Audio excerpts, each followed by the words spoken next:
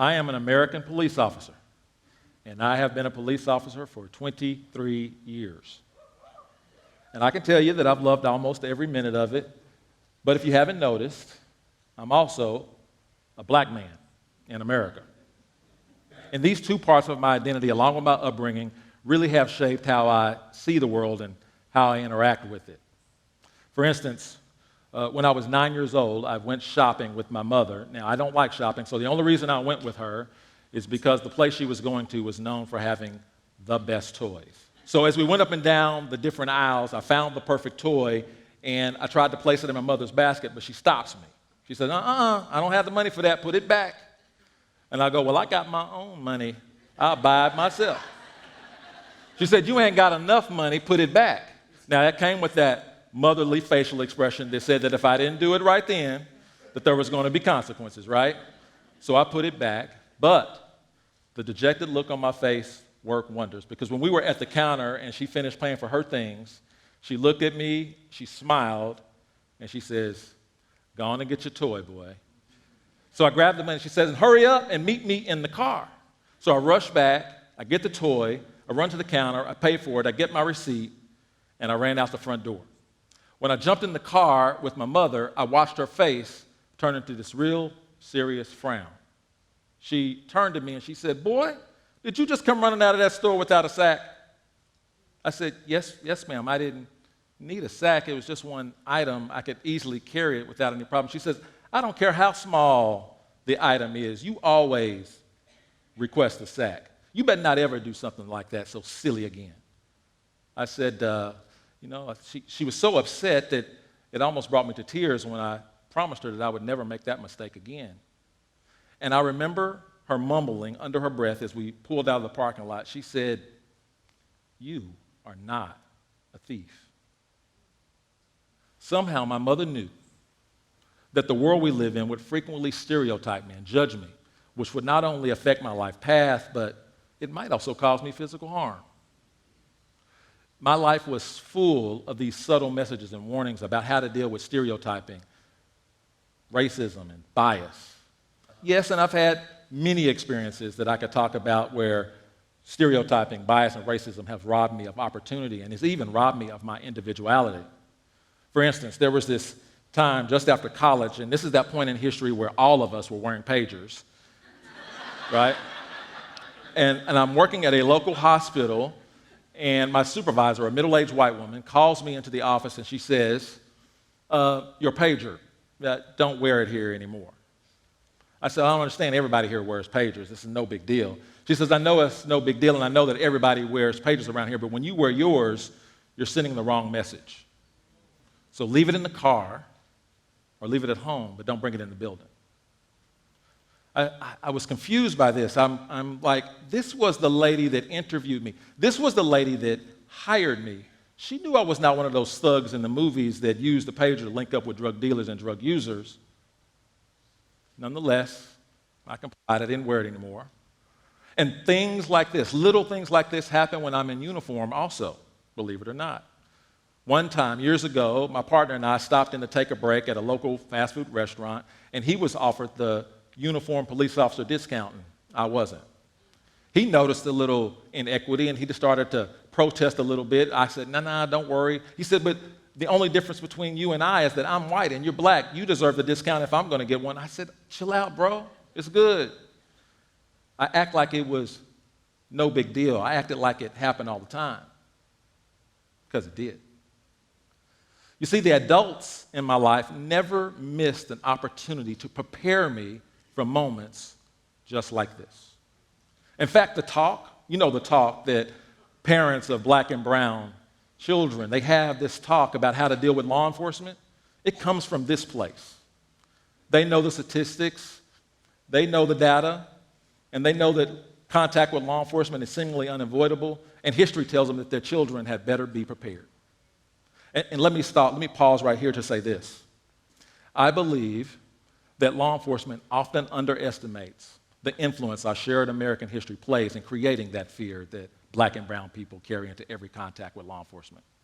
I also believe that my brothers and sisters in law enforcement often confuse the behavior of an innocent person who is scared of biased treatment or racist treatment with the behavior of a guilty person who's just scared of getting caught. This causes problems, right?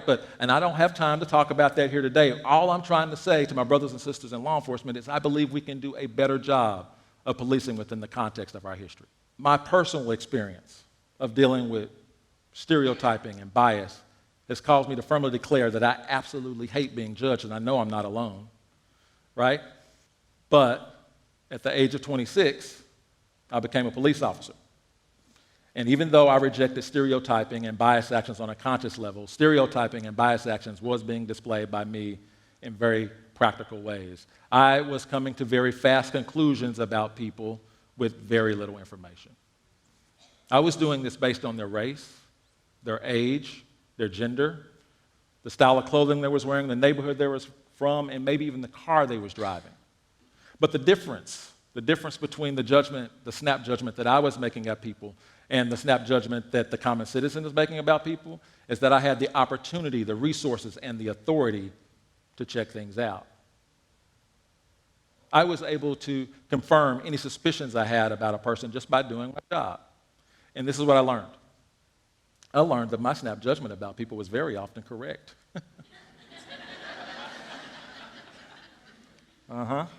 But I have to give credit to my judgment, really, for saving my life many times, saving the lives of my partners and many citizens. However, I believe that the accuracy of my snap judgment is the problem. See, I knew exactly what to do when my judgment was right, but I failed to recognize the impact of my judgment when it was wrong. But life has a way of teaching us things. One of my assignments as a police officer was working undercover. And I would be working undercover during the week, and on the weekends I was working as a youth director at my church. And I was in charge of youth outreach. And during one of these outreaches, this teenager by the name of Willie comes in, and based on his age, his race, the neighborhood he was from, the clothes he was wearing, and probably a little bit of his body language, I immediately characterized him as a gang member. And I got to tell you, as a police officer and an undercover cop, I disliked gang members, hated them. So I watched him like a hawk. I was very suspicious of him. And so several weeks later, I'm conducting an undercover operation in a low-income neighborhood, and I see Willie out front of this known drug house selling drugs. So me and my partners conducted a raid on that house later on that evening, and I was able to confirm what I initially believed about Willie the first time I saw him. I arrested Willie and placed him in the juvenile detention center. Several weeks later, I'm picking up my son from school, and I see Willie out in front of the school playing with the other kids doing bus loading. I was immediately offended. I was like, what is this gang member doing at my son's school? So I get out of my car, and I go and approach Willie, and I detain him for a little bit while I call the school officer over to check this out. I said, you got to get over here now. There's a gang member on the property. And while we waited on the school officer to get there, Willie was politely telling me that he wasn't doing anything wrong and that he was a student at the school. But until that officer got there to confirm that, I didn't believe him. I ended up letting Willie go, but I told him, as long as you're a student at this school, I'm going to be watching you closely. And I did. This meant talking to Willie on a regular basis. This meant get to know him and his story. And what I learned was this. My automatic characterization of Willie as a gang member left no room in my mind for him to be the kid that he actually was. My bias had just limited Willie to just that one thing. My fear of what he might be actually robbed him of all the positive things he could be. Willie was smart. Willie had goals. Willie had dreams. He also had some very serious personal challenges in his life that he was dealing with the best way he could. But we talked all the time, and our relationship quickly went to a mentor-mentee relationship, very quickly. But before the semester was over, Willie's personal challenges got to the point where he couldn't handle it, and he was left homeless, without a place to stay. So Willie came to live with me and my family. I'm telling you, when you get to know people and their stories, it will often challenge your principles and your perceptions, if not change them altogether. This relationship caused me to do a serious self-evaluation. This relationship helped me realize that my bias and my subsequent actions behind my bias almost cost me the opportunity to add real value to my family. This relationship also inspired me to start a mentoring program inside our police department called FACT that continues to change the trajectory of young people's lives all over our city, and we're very proud of that. But my profession and the issue of race and bias has constantly been front page news or trending on social media. And I was helping our police department do some training on cultural diversity and cultural awareness, and we were rolling out implicit bias training to all of our officers. And I was, implicit bias training is that training that helps us gauge our attitudes and stereotypes that drive some of our actions and decisions on an unconscious level. And when the community found out I was doing that training, along with some shootings of African American men and other people of color in our country, they began to ask very serious questions of me. I know why they were doing it. They was doing it because I was black and I was an officer. But that's cool. That's cool. But during one of these open and honest conversations on race, I pointed out this. I pointed out how unconscious bias and explicit racism often share the same result. One is intentional and one is unintentional, but the impact is still the same. I pointed out how unconscious bias or implicit bias, whatever you want to call it, is either neither good or bad, just that it's real and it's worthy of our attention. Take these two suggestions from me, the black man who happens to be an officer, a parent, and a mentor. First, I want you to take a serious self-evaluation of what biases you hold. Police officers all over this country are now forced to face their biases, at least on a professional level, because if they don't, the impact of a wrong snap decision could be deadly. But consider those daily unchecked decisions being made outside of law enforcement. Consider those unspoken interactions being made in elevators, coffee shops, colleges and universities, hotel lobbies, airplanes, airports. How often are the police called because a citizen failed to deal with their own individual biases?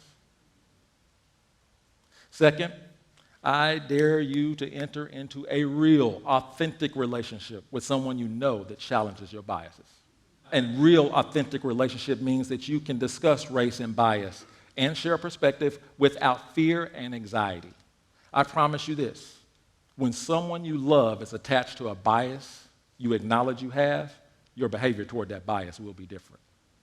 One of my newest and most authentic friendships came from a gathering very similar to this. A strange white man walks up to me. He finds the nerve to introduce himself and build just enough rapport to invite me to lunch.